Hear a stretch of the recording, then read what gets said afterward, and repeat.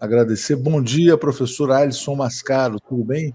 Querido Leonardo, bom dia, um abraço a você e a todas e todos do TV 247.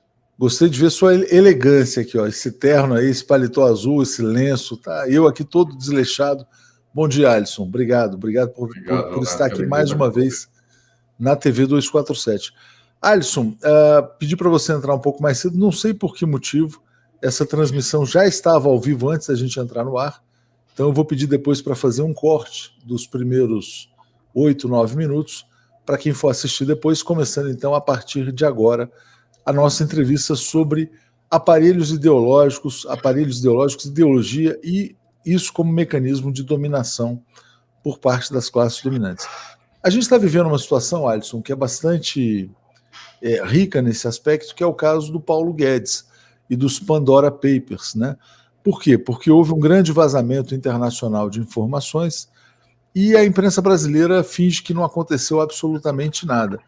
Primeira coisa que eu queria te perguntar, antes de falar propriamente da ideologia, como é que você viu esse caso dos Pandora Papers e como é que você avalia a questão dos paraísos fiscais no mundo?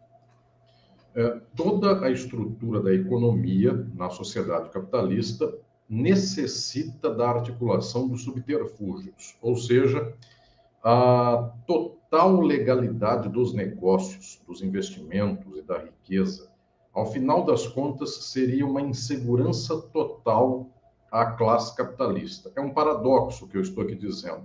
Todas as pessoas dizem, precisamos de segurança jurídica, que o Estado proteja os capitais, proteja os investimentos, porque aí o capitalista sente segurança em investir. Verdade e mentira. Porque se toda a estrutura do capital for garantida pelo Estado, vai que o Estado começa a ter esta planilha geral dos capitais do burguês e então possa taxar esse capital, possa eventualmente desapropriar imóvel, possa eventualmente expropriar riqueza. Então é paradoxal, o capitalista quer a garantia do Estado e ao mesmo tempo quer o subterfúgio dessa garantia. Então, o que nós chamamos no Brasil de paraísos fiscais, outros países chamam de esconderijo fiscal. Estas ilegalidades, este modo de economia da máfia, porque de paraíso fiscal para máfia é um pulo, é lavagem de dinheiro, é passar dinheiro por instâncias por meio das quais, então, os estados e o seu fisco e o seu tesouro e o seu mundo tributário não consigam alcançar. Isso é fundamental como estratégia do capital. Então, é uma vergonha um quadro como este e, efetivamente, só revela não um caso apenas de um capitalista que está lavando dinheiro, mas, muito pelo contrário, revela a lógica do capital, que sempre é abrir brecha na própria legalidade, que é dele capital, para tentar lucrar em cima disso. Nesse sentido, Alisson, nessa brecha, porque algumas pessoas, assim, um discurso que a gente escuta na imprensa brasileira é de que haveria uma certa legalidade, desde que tenha sido declarado. Mas não é um espaço de fuga da legalidade? Quer dizer, o paraíso fiscal não é exatamente um espaço de ilegalidade consentida? Como é que a gente trata o legal e o ilegal? Porque algumas pessoas têm dito, não, é legal, mas é imoral. Será que é realmente legal, né? Então te passo para falar sobre isso. Daí vai uma discussão, inclusive, no nível do direito tributário, porque a lógica do sistema tributário em qualquer país do mundo é uma lógica de uma certa unidade do fisco, inclusive, da cobrança, da tributação, para que haja daqueles que investem mais, daqueles que têm mais capital, aos que têm menos, para que haja uma certa unicidade, mesmo, eventualmente, em países um pouco mais progressistas dentro do capitalismo, noções como a da tributação progressiva, então quem tem mais capital recolheria mais tributos, quem tem menos recolheria menos. Isso seria uma espécie de modelo, eu chamaria ideal, nos níveis da minha fala sobre filosofia do direito, eu chamo isso de juspositivismo. Então, seria um ideal de norma jurídica que quem tivesse mais dinheiro tivesse também mais incidência tributária sobre o seu patrimônio, sobre os seus recursos, ou mesmo sobre suas transações econômicas. Pois bem, isto não acontece na prática. O que nós temos é uma dinâmica do capitalismo pela qual quem tem mais pagamentos. Efetivamente, não é só no Brasil, nos Estados Unidos é assim, em tantos outros países do mundo também é assim, quem recolhe pelo rendimento do trabalho, recolhe direto na fonte. Aqui no Brasil nós costumamos falar, ele paga o seu tributo, recolhe o seu tributo no olerite. E, no entanto, o capitalista, ele tem toda uma série de subterfúgios para não recolher tributos. De tal modo que é um paradoxo, sim, esta dimensão de que alguém que deveria, no caso do ministro da Economia, deveria cuidar de um ordenamento tributário do país, ele próprio está fora desse ordenamento. Agora, como se poderia pensar numa resolução desse caso, desta situação, não só deste ministro da Economia, deste desgraçado implantador do neoliberalismo extremo aqui no Brasil, mas de outros casos também. Efetivamente, este controle dos capitais, ele é muito difícil de ser realizado quando nós estamos dominados pela dinâmica da própria acumulação. Então, os capitais vão dizer, eu quero ser tributado até aqui, mais que isso, eu crio mesmo um paraíso fiscal. Peculiarmente, Leonardo, uma coisa que não se atentou nesses últimos dias com a revelação desta documentação, não saíram os capitalistas dos Estados Unidos nessa lista. Então, saíram de muitos países do mundo, saíram dos países ditos emergentes, mas não tem burguesia estadunidense nessa papelada, o que é uma coisa muito reveladora, porque a matriz da lógica de lavar dinheiro é lá. Portanto, esta forma de ocultar recursos começa por lá e foi a partir de Ronald Reagan, com o neoliberalismo estadunidense, que tomou impulso este horizonte de paraíso fiscal e, peculiarmente, os Estados Unidos perseguem o paraíso fiscal dos outros. Então, a destruição do Brasil, a destruição de vários países se deu também por esta forma de rastrear o que estava em paraísos fiscais, mas o deles muito raramente é rastreado, ou quando é rastreado é por briga comercial interna deles, briga empresarial deles próprios. Então é alguém contra alguém lá dentro. Mas, via de regra, isto é também uma arma contra burguesias ou capitalistas concorrentes deste capitalismo central. É muito interessante você falar sobre isso, porque eu acho que vai permitir fazer uma ponte para o tema da ideologia, né? Em que sentido? Essa revelação está sendo feita por um consórcio internacional de jornalistas investigativos, né? É uma organização que é apoiada por algumas fundações, em geral estadunidenses, que, por sua vez, são ligadas a agências de inteligência. Então, faz todo sentido de que essas informações estejam vinculadas aos interesses do capitalismo central. E tudo isso, na verdade, é apresentado ao público como um grande jornalismo. Não estou querendo desmerecer o jornalismo, é importante que seja feito, até porque para o Brasil trouxe informações relevantes, como o caso das offshores aí do Paulo Guedes e do Roberto Campos Neto. Na sua opinião, Alisson, pode haver alguma intenção maior por trás, eventualmente, do governo Joe Biden de querer taxar paraísos fiscais ou de ter, eventualmente, até partir para um confisco desse dinheiro sujo que é escondido nessas ilhas virgens e etc.? Depois a gente fala mais sobre ideologia, mas só para tentar imaginar o que pode estar por trás disso. Eu penso que Paulo Guedes e Roberto Campos Neto são uma espécie de Pilatos no credo. Enfim, entraram sem querer nesta lógica estadunidense. Então, houve uma movimentação por tentar empreender um maior domínio estadunidense sobre o jogo político do capital. Pegaram aí alguns alvos prioritários na mesma rede que pega peixe grande, pega peixe pequeno, e pegaram, portanto, estes ministros do Brasil, 2 ou 3 presidentes de direita / extrema-direita da América Latina. Então, essa gente entrou aí relativamente não sendo alvo prioritário da dinâmica estadunidense, embora também se possa dizer que os Estados Unidos do Partido Democrata não necessariamente têm o melhor apreço pelo bolsonarismo, mas não diria que esta teria sido a razão central. O nível decisivo é o fato de que os Estados Unidos estão efetivamente rearticulando o seu domínio econômico na esfera de presidência imperialista do capitalismo.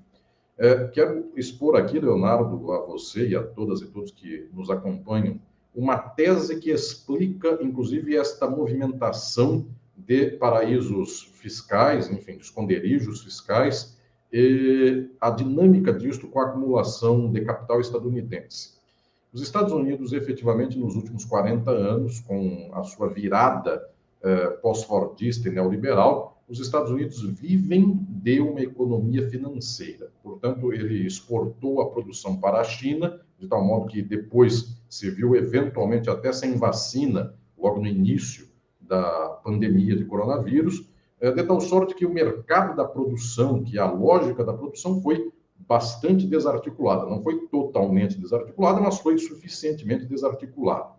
Pois bem, quando se pega agora a Europa e os países da semiperiferia do mundo, que são alguns deles países ainda industrializados, o Brasil tem um resquício da industrialização que vem do Vargas, passou por longos períodos e chegou até as portas do presente momento, vem declinando, mas ainda tem. A Europa, a Alemanha, a Inglaterra, a França, outros países mais também tem. E alguns outros países da América Latina, da Ásia, da Arábia, do mundo árabe também tem a mesma sequência. Pois bem, esta gente que com um certo declínio estadunidense, esses países que poderiam levar seus capitais para a China, esses países têm que estar efetivamente para os Estados Unidos vinculados à órbita estadunidense.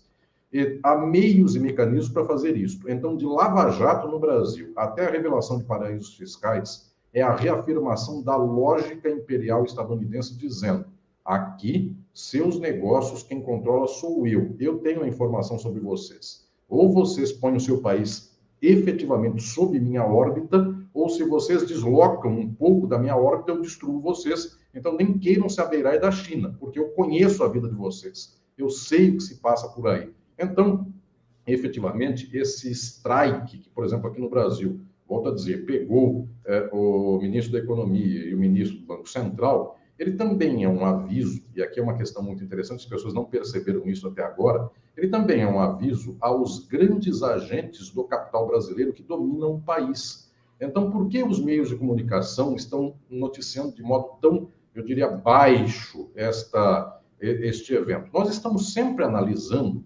pela pessoa ou pelos proprietários desses meios de comunicação que provavelmente devem ter, em maioria, dinheiro e investimentos nesses paraísos fiscais. Até aí, muito bem. É uma certa forma de leitura sobre o passado dessa gente. Então, é um certo controle dessas pessoas, como os outros fazem o mesmo que eles, é melhor não dar muita notícia para os outros. Mas também é uma lógica dos Estados Unidos de dizer: ou vocês se alinham totalmente com o meu interesse, ou eu destruo a vida de vocês. Então, esse mundo negocial capitalista e imperialista, que é uma máfia, enfim, ele efetivamente opera no nível mafioso, todo mundo tem um rabo preso com todo mundo. Efetivamente, todo mundo sabe a vida de todo mundo, de tal modo que ninguém se aventure aqui a fazer acordos progressistas no país, a tentar, então, sair da órbita do imperialismo estadunidense e ir para a China, porque já está dado o recado. Bastou aí um ministro ou dois ministros, bastaram dois ministros, que se continuar na mesma toada, eu tenho vocês também junto comigo. Então, efetivamente, realinha todo este ambiente, que eu diria, do capitalismo secundário do imperialismo, ou seja, Europa, Inglaterra, França, é o capitalismo secundário do centro. E o capitalismo periférico de ponta, que é ponta da periferia, Brasil, México, Colômbia, Chile, Argentina e outros mais, realinha todo mundo com o poder do capital. Não façam acordo com o outro lado, porque eu destruo vocês. Agora, Alisson, não há um risco de que esses governos sejam colocados em xeque, confrontados? Por exemplo, no Chile. No Chile já há discussão de um eventual impeachment do presidente Sebastián Piñera, que aparece. O Maurício Macri, que era um ativo do neoliberalismo na Argentina, também está atingido. Isso não fragiliza esses atores? Tudo bem, pode ser até que sejam preservados, protegidos, mas como é que você dimensiona, né, até onde vai o aviso e depois esse aviso podendo se tornar algo mais grave? A maior parte dos negócios capitalistas independe do agente político líder do governo. Então, a figura do Maurício Macri, a figura do presidente do Chile, do Sebastián Piñera e outros mais, estas figuras podem ser levadas ao holocausto, podem ser sacrificadas como o bezerro ou então o cordeiro dado em oferenda, porque, no final das contas, o que não pode ser desarticulada é a lógica de dominação do capital nesses países. Então, o que é mais decisivo nesses países? Instituições e meios de comunicação ou a pessoa do Macri? Se nós tivermos aqui, se os Estados Unidos tiverem o controle das instituições empresariais, financeiras e dos meios de comunicação, isso que importa, ainda que o presidente seja o Alberto Fernandes, porque este presidente está neutralizado por essas instituições. Então, o recado dos Estados Unidos não é para o Macri, o recado é para o capital argentino, para os bancos argentinos, que têm ainda algum peso relativo. Os bancos argentinos não são totalmente desnacionalizados. Eu me lembro das minhas andanças dando conferências no México, e estava lá caminhando pelo centro do México e olhando os bancos, todos eles desnacionalizados. É uma tristeza imensa, praticamente não sobrou nenhum banco mexicano. Perguntei aos meus amigos, professores da UNAM, Universidade Nacional Autônoma do México, quantos bancos locais restaram? Banquinhos muito pequenos. A Argentina ainda tem uma ou outra instituição bancária, dado que boa parte também está na mão de espanhóis e outras coisas mais. Então, o recado é para essa gente. Vocês não façam acordo com o outro lado, vocês mantenham a lógica de submissão ao capital internacional, porque senão vocês viram o Macri. Então, efetivamente, minha perspectiva é que este é um alinhamento com os agentes ocultos do mercado, não com os agentes públicos. Dado que, inclusive, essas pessoas são boi de piranha. O Macri já era para a história argentina. Ele não volta, inclusive. O peso dele enquanto presidente da República não volta. É muito raro um presidente neoliberal que mantenha peso político. Esse Sebastião Pinheira é quase que uma jabuticaba chilena, porque, via de regra, essas pessoas elas operam tanto em favor do capital e contra o povo que elas são consumidas e depois vem outro novo no lugar. É o Collor. O Collor não consegue ganhar uma eleição para presidente da República. O Fernando Henrique não consegue. Temer não consegue e, eventualmente, este atual mandatário do país parece que não vai conseguir também. De tal modo que essas pessoas são descartáveis. Elas é que não entenderam isso, que não é descartável a lógica negocial. Então, o Macri e o Pinheira já está no segundo caldo de um fruto já exprimido 2 vezes. Ou seja, não dava mais. Ele já era, efetivamente, uma pessoa muito declinante. Então, é a chance de tirar Pinheira e Macri de cena e colocar o novo Collor, e colocar o novo, sei lá quem, no lugar. Então, efetivamente uma lógica de abrir espaço, dado que o macrismo já é um movimento decadente, eu tiro de frente essa figura e reconstruo a direita, mostrando que há uma pessoa nova. Enfim, é a tentativa que se faz no Brasil com o governador do Rio Grande do Sul. Enfim, é o que se chama de terceira via por aí. Cada dia um novo. Abrir espaço para uma nova direita que vai fazer a mesma coisa, mas sem estar marcada e contaminada, né? Paulo Ferreira está dizendo, excelente trabalho, 247, Mascaro. Professor, obrigado por ser um raio de luz na escuridão imposta pelo capitalismo. E Fátima Salles apoiando. Professor, então vamos falar mais sobre a questão da ideologia, né? Que era o tema proposto para essa conversa e que eu acho que ficou muito, até na verdade, oportuno em razão do caso Paulo Guedes. Mas o que são esses aparelhos ideológicos, os aparelhos ideológicos do Estado e o papel da imprensa, sobretudo, Alisson? Esta questão talvez seja o tema mais decisivo das descobertas do marxismo e das ciências sociais nas últimas décadas.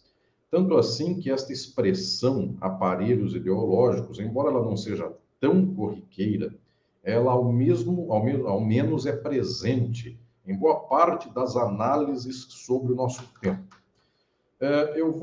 Leonardo, se você me permitir, eu vou começar com 2 pequenas notas de filosofia e teoria para depois chegar no campo prático, concreto da nossa análise social e política. Desde o século XIX, existe uma descoberta que foi feita por Marx de que nós pensamos não necessariamente de acordo com o nosso interesse. Isso para nós é decisivo e é o ponto central da nossa luta. Os seres humanos, os sujeitos, eles não pensam o mundo conforme o seu interesse. De tal modo que a classe trabalhadora, via de regra, pensa conforme o interesse do patrão. Porque o patrão faz um mecanismo pelo qual a classe trabalhadora comece a articular as ideias conforme as referências do patrão e não do seu interesse próprio. Por isso que tradicionalmente nas sociedades capitalistas, as pessoas pensam sempre pela lógica de quem as domina e as explora. Isto é um padrão estrutural. Pois bem, como é que se dizia no século XIX e no século XX, por boa parte do século XX, como é que se falava a esse respeito? As pessoas diziam assim: a classe trabalhadora ela é alienada. Essa expressão, essa palavra é muito recorrente ainda hoje em lutadoras e lutadores de esquerda. Elas dizem assim: as pessoas estão sofrendo uma alienação. A palavra alienação, filosoficamente, quer dizer o seguinte: alguém está aqui, deveria estar aqui, e ela foi deslocada daqui, foi levada para lá. Foi alienada, foi tirada daquele que seria o seu local devido. O que se imagina, então? A classe trabalhadora é trabalhadora, ela devia pensar como trabalhadora. Aí vem o jornal e a televisão, fazem a cabeça das pessoas e as pessoas ficam alienadas. Pois bem, esse discurso, para falar de modo vulgar, ele vai bem. A gente pode usar essa palavra no dia a dia. Mas nos meados do século XX, do meado do século XX até agora, grandes intelectuais do mundo, os mais importantes da crítica, começaram a perceber que a coisa não era bem assim. E agora eu vou convidar todas e todos que nos acompanham a entrar numa aventura filosófica de altíssimo nível. É uma reflexão sobre o que se pensa hoje a respeito do assunto. Na virada dos meados do século XX, pós-Segunda Guerra Mundial, um grande movimento de filósofos da chamada Escola de Frankfurt, nós chamamos Escola de Frankfurt ou Escola da Teoria Crítica, mas eu estou falando aqui de nomes de filósofos como Theodor Adorno, Max Horkheimer, Herbert Marcuse.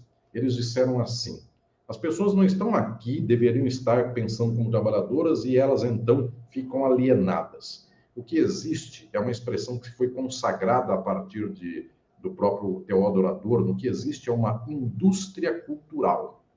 Indústria cultural. Por que se reforça o nível de indústria? Porque existe um maquinário industrial de produção de informações e saberes. Então, as pessoas, desde que nascem, são bombardeadas para saber alguma coisa. E a Escola de Frankfurt, esse marxismo dos meados do século XX, ele entendeu uma questão central, que é a seguinte: não é que a pessoa aprendeu uma coisa com o pai e com a mãe e depois ela ficou alienada porque veio o jornal e a televisão. O pai e a mãe também pensam o que o jornal ensinou para eles antes. Então, não é que uma pessoa foi tirada do seu lugar e levada para o outro pelo jornal. Ela já nasceu no lugar que o jornal quis, porque o pai e a mãe dela também já pensavam o mesmo. É uma indústria cultural. Efetivamente, é um maquinário que nunca para de produzir. Primeira grande contribuição para o nosso tempo. Não é um procedimento a conta-gotas. É um procedimento no atacado, industrial. Segunda grande descoberta.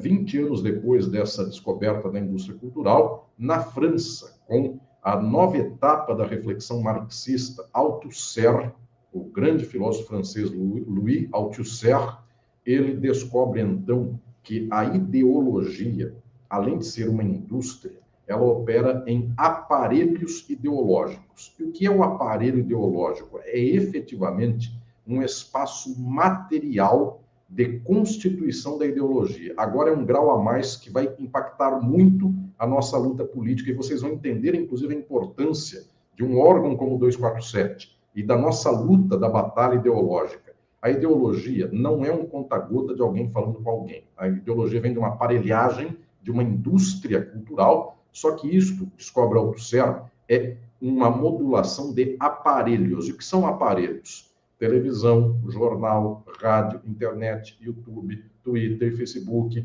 WhatsApp, etc, etc, etc. Para dar exemplo só de aparelhos da comunicação. Então, este aparelho, ele cria o gosto em quem recebe a mensagem. Então, observemos nós. O aparelho, por exemplo, YouTube, que está aqui, não que todo mundo esteja vendo pelo YouTube, mas a maioria vê a TV 247 pelo YouTube. Muito bem, o aparelho YouTube, as pessoas imaginam que ver uma programação pelo YouTube, elas já imaginam na cabeça dela. Como é que eu vejo YouTube? Uma hipótese, pelo celular. Eu estou trabalhando, estou escutando o Leonardo Atush entrevistando o professor Alisson Mascaro. Então, mais ou menos, a pessoa tem um hábito sobre o YouTube. Olhem como o Twitter tem outro hábito. 140 caracteres, de tal modo que eu tenho que dar uma tacada só e matar um leão numa frase só. É uma forma diferente. Eu estou aqui sendo entrevistado pelo Leonardo e eu sei, claro, e todos sabem disso, que a entrevista tem um tempo. E esse tempo da entrevista nem é tão ao infinito que seja horas, mas também não é questão de 2 minutos. Claro, existem entrevistas de 2 minutos. Esta é o pinga-fogo, mas essa aqui não é desse modo. O YouTube permite uma outra dimensão. Pois bem, o que estou dizendo é que uma pessoa que está apta a ouvir o YouTube, ela já faz um cálculo mental de que a ideia vai andando com uma certa cadência.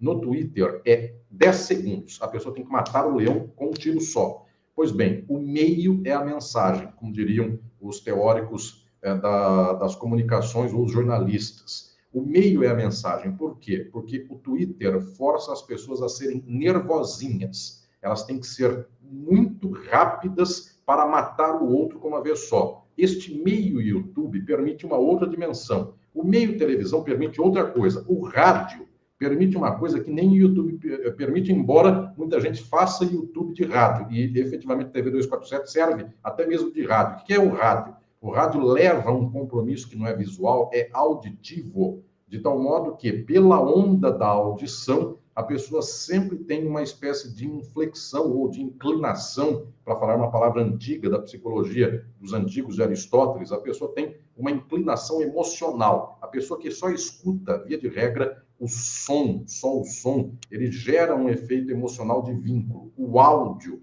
o vídeo, ele desperta outra dimensão. A pessoa está vendo, está analisando um outro âmbito, enquanto o rádio e o áudio, ele tem simplesmente essa esfera de ligação. Olhem como é que a direita opera no nível de rádio.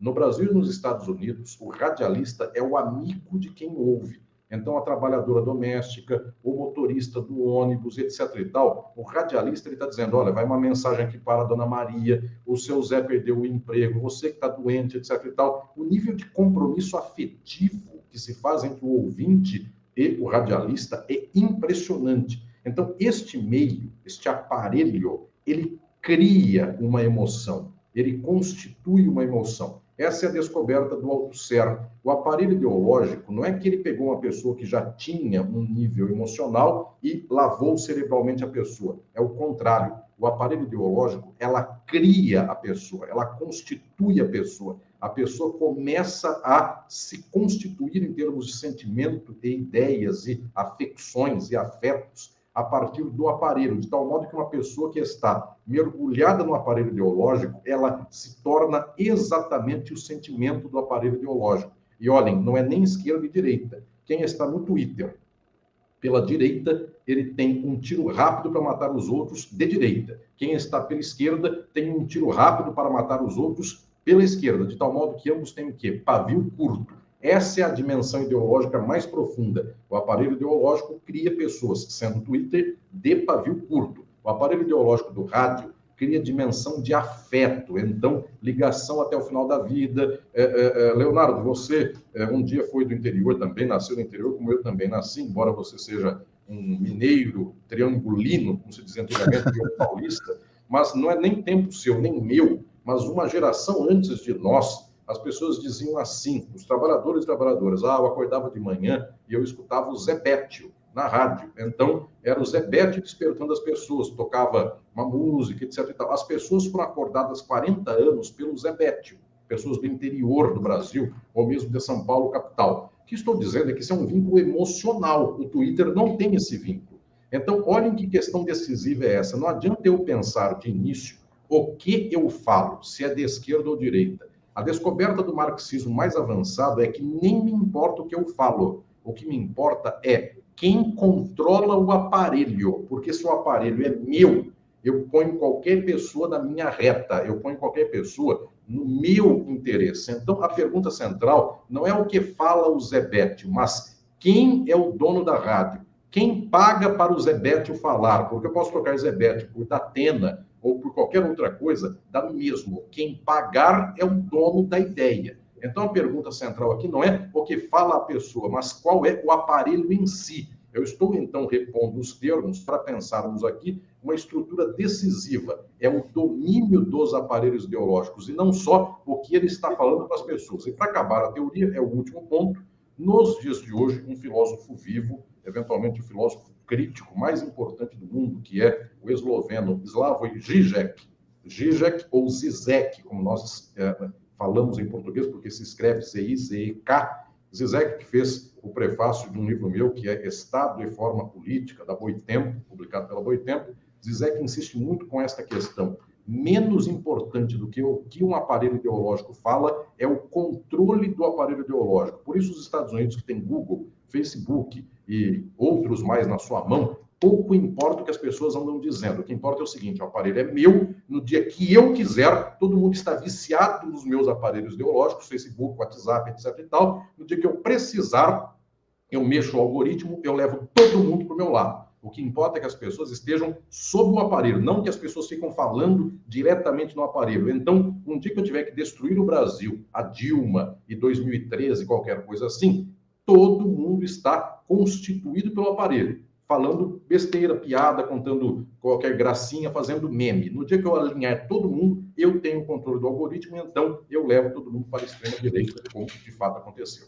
Muito interessante uma aula aqui, Alisson. Eu vou ler alguns comentários e vou retomar esse tema com você. Paulo Ferreira dizendo: quando tivermos os meios de produção, tenho certeza que vão nomear uma empresa com o nome do professor Guilhotinas Mascaro, só para os neoliberais. Está propondo aqui. A Fátima Salles está nos apoiando, né? É interessante a capacidade que essas plataformas têm hoje de controlar a informação, né? Olha que interessante, quando você fala sobre o Twitter, que o Twitter é instantâneo, ele cria pessoas nervosas. Seria o equivalente a criar os chamados lacradores, né? Quer dizer, porque tem essa coisa de você chegar e mandar o recado ali. O Twitter também, na verdade, alimenta isso que as pessoas chamam de cultura do cancelamento, né? Alguém saiu do trilho, ele é cancelado rapidamente. Agora, ao mesmo tempo, essas plataformas que polarizam as sociedades, em algum momento elas tentam reorientar o discurso. Por exemplo, Donald Trump banido das redes sociais dos Estados Unidos. Eles chegam a banir o presidente dos Estados Unidos, né? Então, para a gente perceber qual que é o grau de dominação. Mas ainda nesse aspecto, Alisson, não existe muita vida para a informação fora dessas plataformas, né? O que você aponta como caminho? Porque, por exemplo, nós aqui, quer dizer, a gente vai se levantando e tentando trazer um discurso dentro dos aparelhos já existentes. O que seria o caminho para uma libertação maior, para um alcance maior da comunicação progressista? E ainda vou voltar ao tema do Paulo Guedes para te perguntar por quê. Paulo Guedes está sendo protegido pela Folha, pelo Estado, pelo Globo, por todos esses jornais. No entanto, a informação circula, ainda que não seja como a gente gostaria, né? Ele está convocado para se explicar no Congresso Nacional. É o sinal de que a nossa comunicação, mesmo que controlada pelas plataformas, pelos algoritmos, ela tem um impacto. Então, queria te pedir para falar um pouco sobre isso, né? Quer dizer, como agir com tanto controle, com brechas que às vezes não são tão grandes quanto a gente gostaria, mas também falar sobre o poder declinante, né, dos veículos tradicionais nesse mundo, né? Porque, em tese, só para fechar aqui no YouTube, né, o YouTube coloca como seu propósito que todas as pessoas possam ter uma voz, né?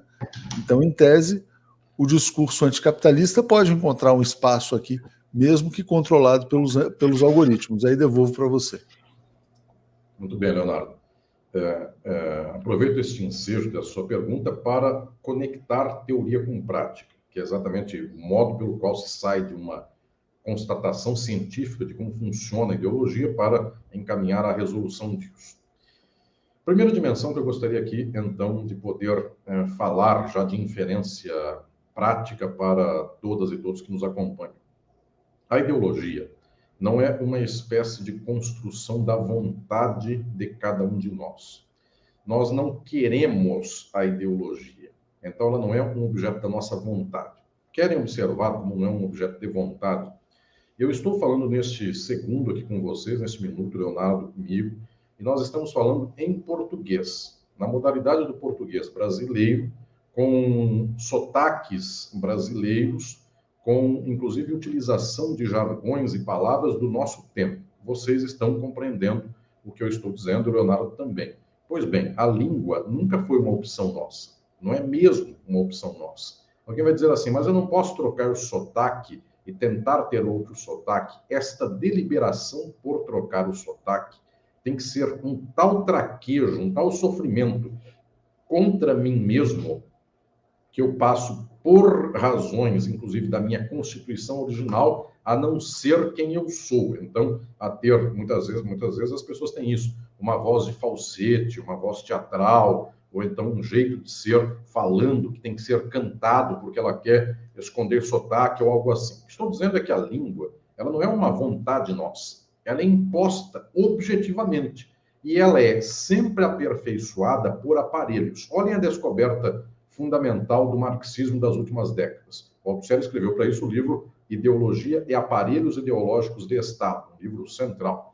Olhem que descoberta decisiva é essa. Como é que a língua passa por nós de tal modo que 210 milhões de brasileiras e brasileiros falam a mesma língua? Dentre outras coisas, porque o pai e a mãe da gente falam assim, a gente aprendeu isso com os parentes vizinhos, e todos nós vamos a um aparelho ideológico chamado escola. E a escola ensina para nós que não é nós vai, é nós vamos. E quem falar é nós vai, a gente até entende. Só que as pessoas serão zombadas por isso, serão ridicularizadas, etc, etc, etc. Olhem o que é decisivo no aparelho ideológico. Ele unifica e ele constitui a língua ortodoxa, a língua que devemos usar. Então, o aparelho ideológico central para o nível, por exemplo, da língua é a escola. Como um aparelho ideológico de comunicação é decisivo para outras dimensões da vida. Então, o fundamental nesse aspecto não é dizermos assim, as pessoas são de direita porque elas querem ser de direita.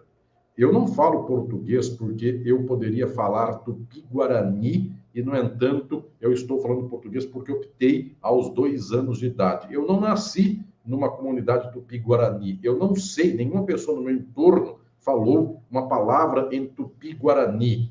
A cidade onde eu nasci se chama Catanduva. Alguém nomeou a cidade com a palavra de tupi-guarani. Quem nomeou nunca viu um índio tupi-guarani. Abriu um dicionário e tinha lá um rol de palavras para seguir. Tanto é que a cidade vizinha, depois da cidade de Catanduva, chama Catiguá, porque estavam todos na letra C, C-A-T, para dar nome de cidade. Então foi pegado, foi tomado numa espécie de dicionário de nomes para cidades. Pois bem, o que eu estou dizendo é que as pessoas não sabem nem sequer o nome originalmente tupi-guarani da sua cidade, elas só falam esse nome.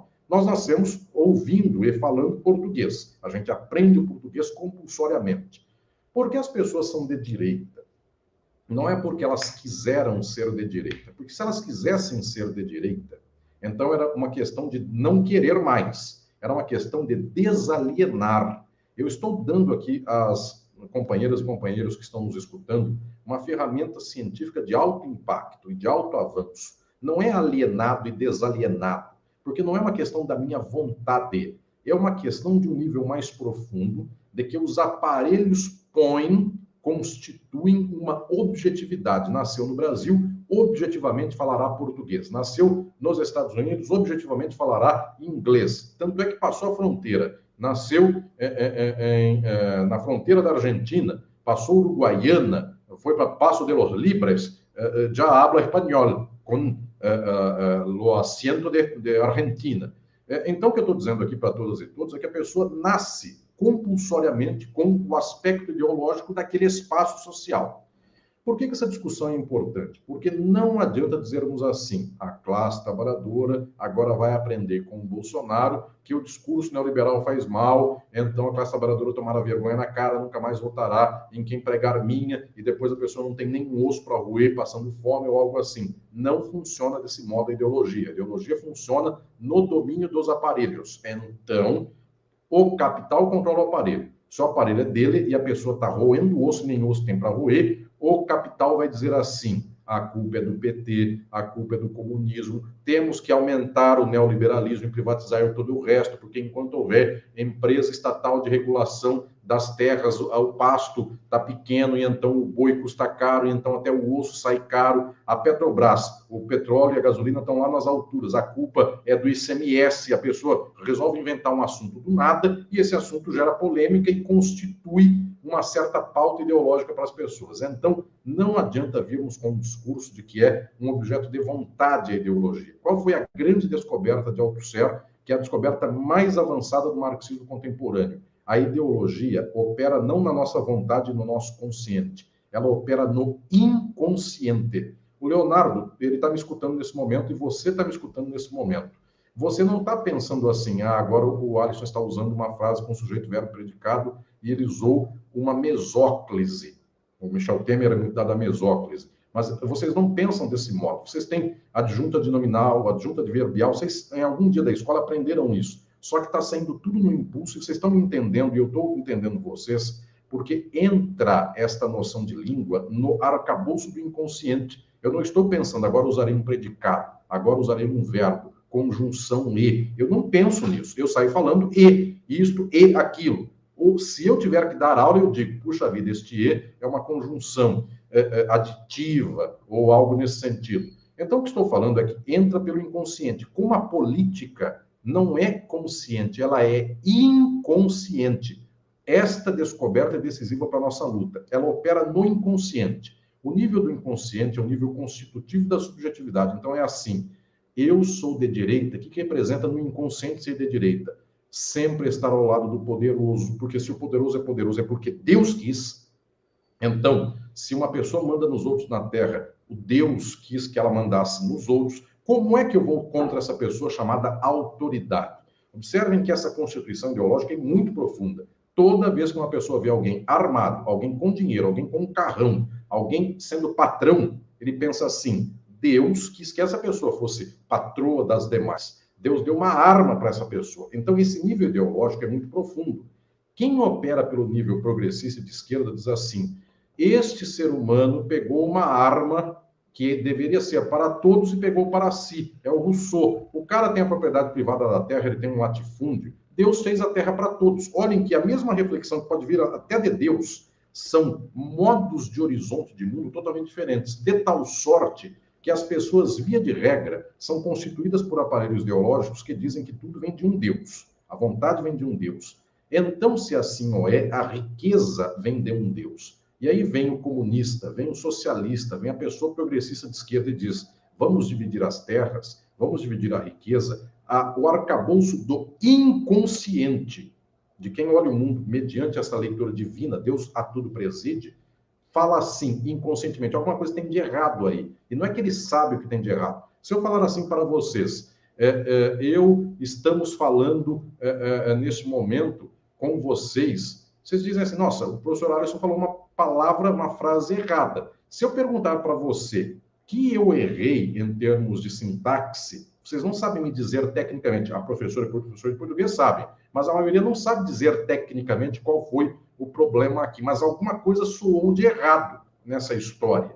Então, o que estou aqui contando para vocês é que quando uma pessoa constituída pela ideologia de que Deus preside o mundo e quem é poderoso é porque Deus quis, e chega alguém e fala assim, vamos dividir a terra com o trabalhador, porque não pode ser de um capitalista, soou como a minha frase com o português errado. A pessoa não entendeu direito o que é, mas no inconsciente dela não bateu. Essa frase não cola bem. Então, qual é a questão central aqui? A ideologia está no nível do inconsciente, é um nível muito profundo dentro de nós. Não adianta dizer assim, mas você é um pobre de direita, então. Você tem terra, então por que você está defendendo o capitalista? Ele não tem terra, mas a alma dele, ele pensa que é de Deus, que deu a terra para quem tem a terra. Então, o arcabouço constitutivo dele é muito profundo.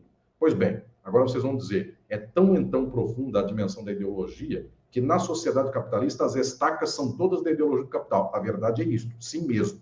Como é que se desmonta este quadro no campo ideológico? Porque esse quadro só se desmonta plenamente e estruturalmente quando nós mudamos o modo de produção. Quando então todas as terras forem de todas as pessoas, nesse dia não tem mais que explicar que tem um Deus lá em cima que deu para um contra o resto. Aí Deus é amor, aí Deus se torna efetivamente uma figura de amor e não simplesmente de escolha de ódio. Pois bem, enquanto isso não acontece, o que nós temos? A operação dos aparelhos. Então, a descoberta central do marxismo, dos aparelhos, não é ficar convencendo um a um, deixa de ser de direita, é ter o domínio do aparelho.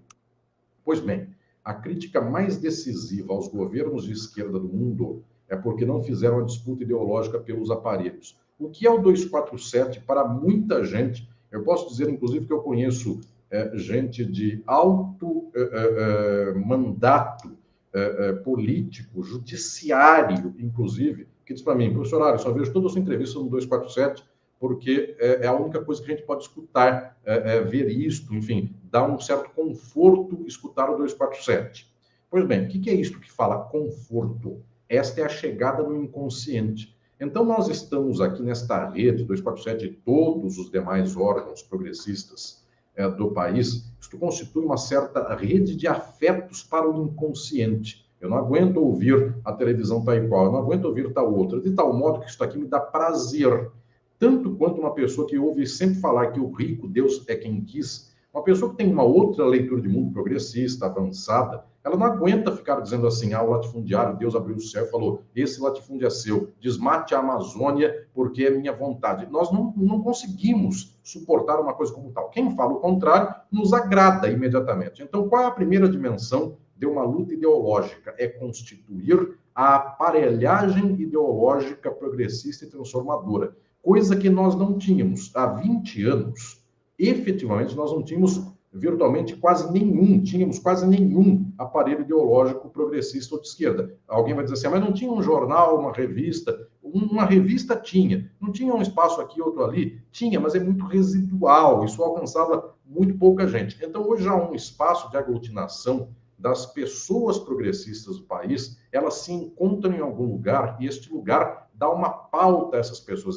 Esse local, esse aparelho ideológico, inclusive, diz qual é a pauta do dia. Aconteceu tal coisa hoje. Então, eu não preciso mais simplesmente ficar pautado pela notícia ou não notícia, ou bloqueio de notícia dos órgãos de direito. Eu posso ter uma outra pauta. Pois bem, isso está operando no nível racional, não só, está operando no nível do afeto. As pessoas se encontram efetivamente no nível de emoção. Quando eu digo que o 247 é uma TV que parece rádio, é porque a função da emoção é função do rádio. E observe, Leonardo, eu vou falar uma coisa aqui para todo mundo, para que todos entendam. Tirando a Globo, as demais emissoras do Brasil fazem, às vezes, de rádio na televisão. O SBT, o aparelho ideológico do SBT, tecnicamente não precisava nem sequer da imagem, porque o Silvio Santos opera como se fosse um locutor de rádio, que ele era originalmente. Então, é um programa tal e qual, ele conta uma piada, quem quer dinheiro ou algo assim. SBT para baixo são televisões, eu diria, de um nível mais de compromisso de afeto. Tanto é que as pessoas se sentem compromissadas com esses programas popularescos, etc. e tal. A pretensão da Globo de ser cinema, de fazer novela com filtro de iluminação e coisa e tal, tem uma grande potência, que é o fato de que as pessoas se encantam com esse mundo hollywoodiano da Globo, só que, ao mesmo tempo, tem um grande pé de barro. Qual é? As pessoas não são emocionalmente vinculadas ao projeto da Globo, dizendo, vão destruir a Globo, eu vou salvar a Globo. Eventualmente, as pessoas têm mais afeto com o Silvio Santos do que propriamente com a Globo, até porque Roberto Marinho nunca foi dado a afeto nenhum com a sociedade. Então, o que estou dizendo é que os aparelhos, eles têm que ter uma dimensão de calcar no inconsciente. Como a Globo não quer, não precisa, o projeto dela efetivamente não é ter compromisso emocional com as pessoas, mas é direcionar, estar à frente da luta ideológica do capital. Basta a Globo que no Jornal Nacional ela dê a dimensão de que o Lula não deve ser eleito e deve ser eleito o Collor. Para ela, esta é a objetividade, ela se vende enquanto objetiva. O 247 tem uma posição muito rica, porque ela tem as duas posições. Ela tem a reflexão intelectual, que eu estou fazendo aqui nesta manhã, e isso, uma reflexão altamente intelectual, eventualmente eu estou dando o estado da arte, da discussão filosófica das últimas décadas, mas, ao mesmo tempo, tem um carinho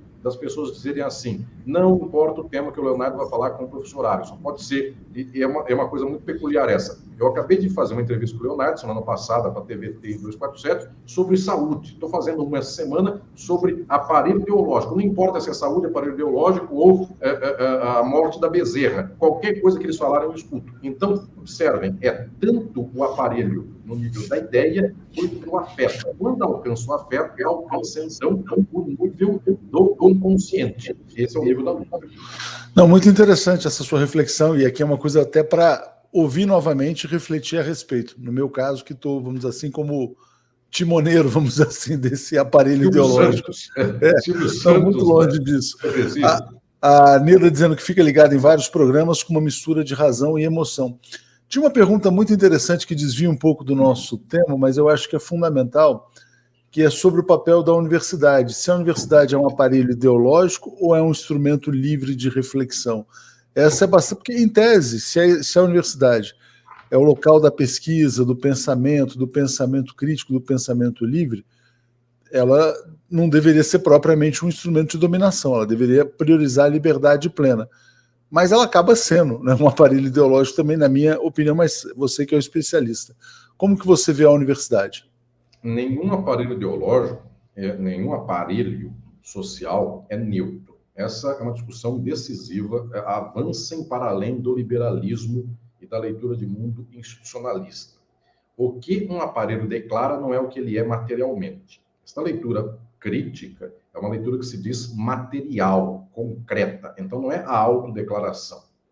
Pois bem, a religião não é a levada de Deus, a entrega da mensagem divina às pessoas, o Estado não é o bem comum, o direito não é a justiça e a universidade não é o cultivo da ciência. Tanto assim que as universidades do mundo têm uma relação muito próxima com a reprodução do capital. Vejam um investimento enorme que há em engenharia, medicina e tudo mais, porque isto retorna ao capital. E o tanto que não há investimento em ciências humanas. E mesmo nas ciências humanas, elas têm uma característica muito própria de falarem nos termos possíveis ao capital.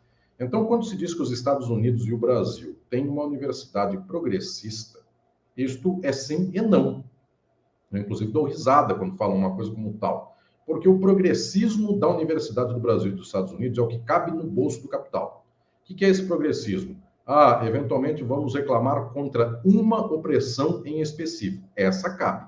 Até mesmo porque reclamar contra esta opressão faz com que abra aqui um mercado consumidor para o capital. Quando eu ponho um grupo que não estava no mundo do consumo, quando eu dou um certo modo de inclusão a esse grupo, ele passa a consumir. Então, não é uma lógica contra o sistema, não é uma lógica contra a exploração e a acumulação. A universidade, então, via de regra, é um espaço de reprodução do capital. Por que eu digo via de regra?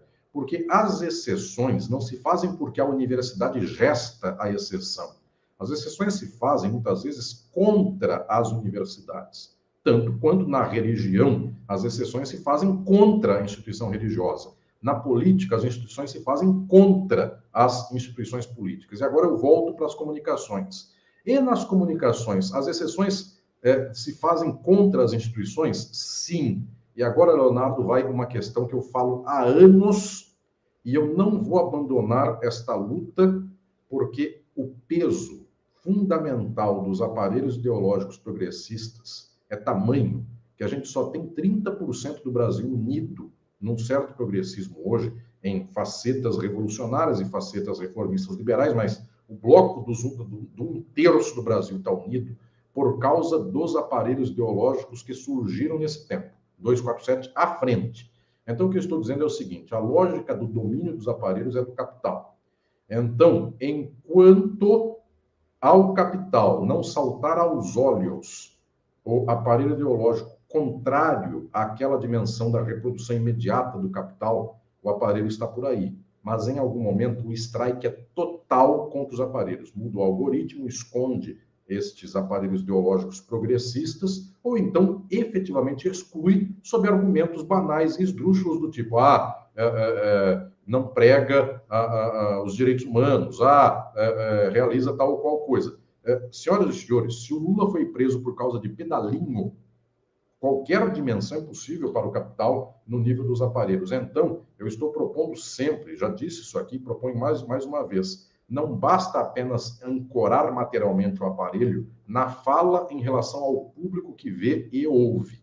É eventualmente mais difícil, e está sendo feito. Nós já temos um público que se encontra nesta praça ideológica virtual, por exemplo, liderada pelo 247. Pois bem, isso já acontece. A questão é a seguinte, de quem é essa praça?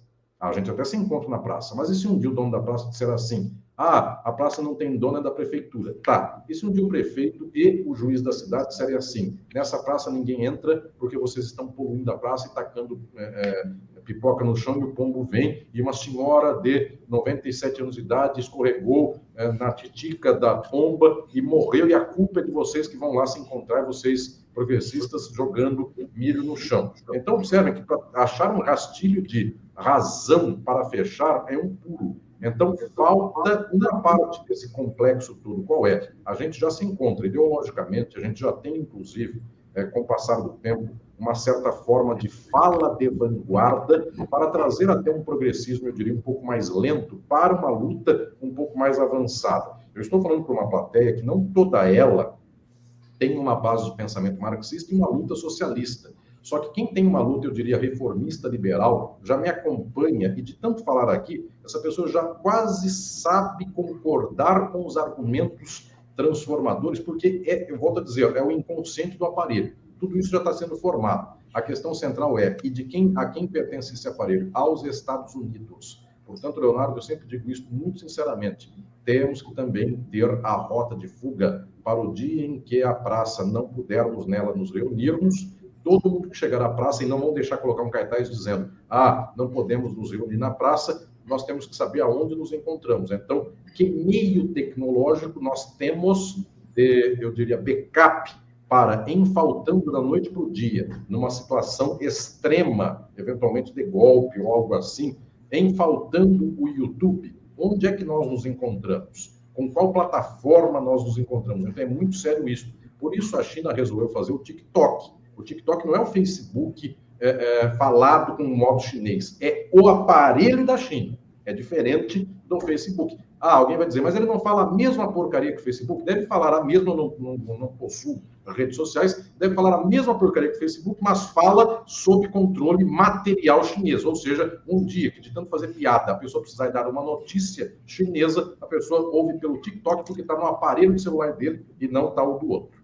Falar em praça, Alisson, eu frequento uma feira, né, uma feira onde você tem alguns comerciantes que têm algumas barraquinhas. E o dono da feira, o dono da praça, ele reduziu os espaços, ficou até mais bonitinho.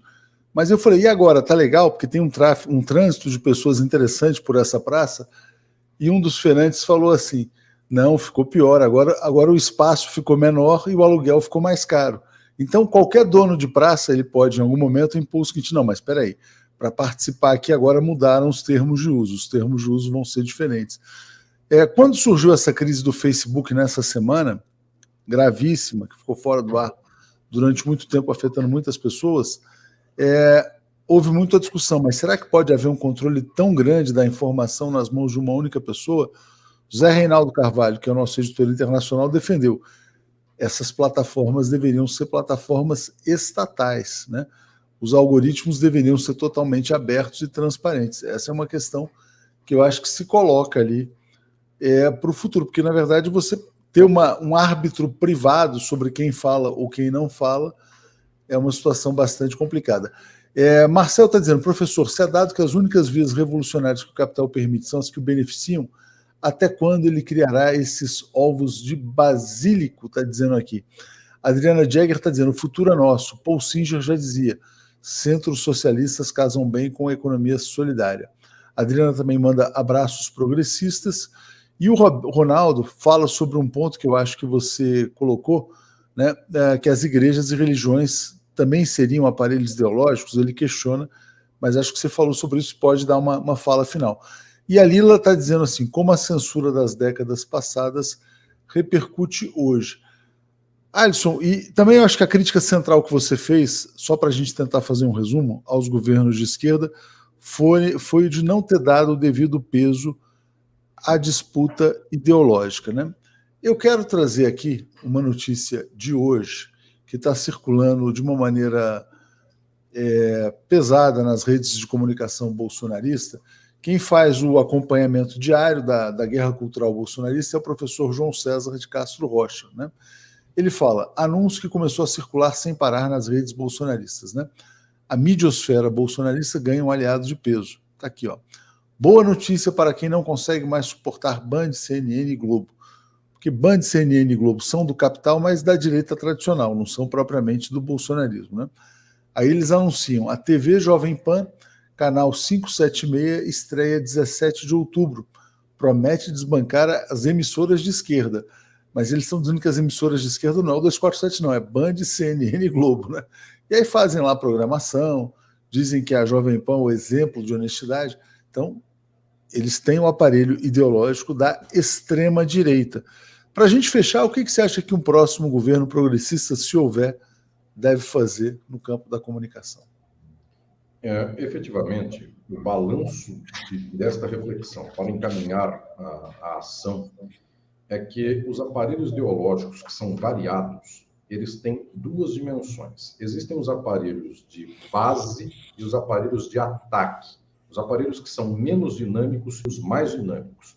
Escola, igreja, universidades, são aparelhos de base. Eles ensinam coisas que a gente passa a vida inteira usando. Então, língua portuguesa, Deus existe, Deus gosta do rico, coisa assim, Deus quer o casamento de tal modo. Isso constitui uma pessoa para a vida toda.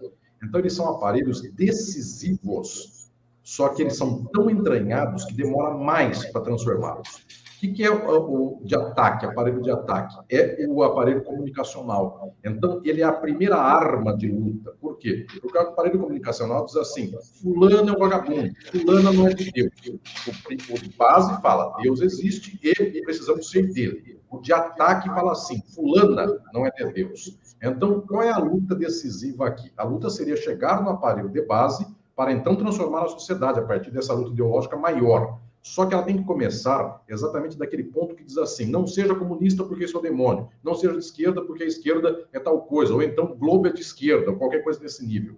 A luta fundamental de primeiro é uma luta por dar empoderamento à classe trabalhadora para que tenha o seu aparelho ideológico, ou seja, não dá para errar duas vezes. Países como Venezuela ou Bolívia, que lutaram a luta ideológica, resistiram mais e caíram menos do que o Brasil, Argentina, Chile, México e outros mais. Então, efetivamente, Leonardo, eu diria, a primeira das batalhas não é a mãe é a final. A primeira das batalhas é a batalha da luta ideológica. Nós devemos efetivamente constituir uma grande potência da fala progressista do povo para que o povo, então, comece a tirar a primeira bruma das contradições ideológicas da sociedade.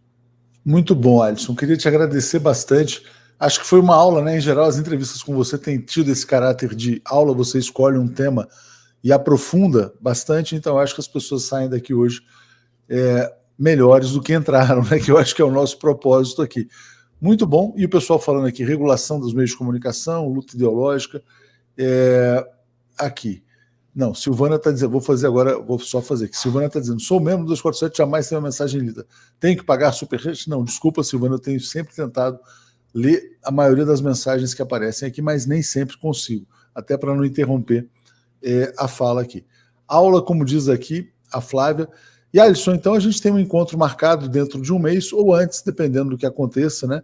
Vamos acompanhar esse caso do Paulo Guedes também, porque eu acho que esse caso é bastante emblemático, né? A mídia tradicional tenta ter o controle total da informação, mas hoje não consegue, porque existem essas plataformas.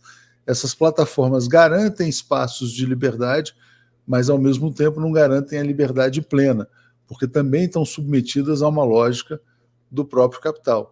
Então, mas enquanto existe esse espaço de liberdade, a gente tem que aproveitar as brechas, né? Assim como os ricos, né, Alisson?